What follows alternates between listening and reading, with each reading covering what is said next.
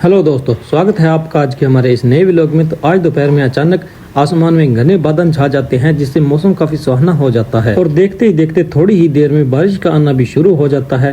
पिछले कुछ दिनों से गर्मी भी काफी ज्यादा थी, तो सोचा क्यों ना आज बारिश के पानी में नहाने का फायदा उठाया जाए। इसलिए हम दोनों भाई बारिश के पानी में भीगने लग जाते हैं। इतनी गर्मी में काफ़ी दिनों के बाद बारिश आई थी और ऐसा सुहाना मौसम था कि एंजॉय करना तो बनता ही है, क्योंकि ऐसा मौसम वो भी राजस्थान में कभी कभार ही देखने को मिलता है। और हमारी उम्मीद से परे थोड़ी देर बारिश आने के बाद बंद हो जाती है। बारिश बंद हो जाने के बाद हम थोड़ी देर बैठ जाते हैं। उम्मीद है जिस तरह से मौसम बना हुआ है, आज रात को बारिश आने की पूरी संभावना है।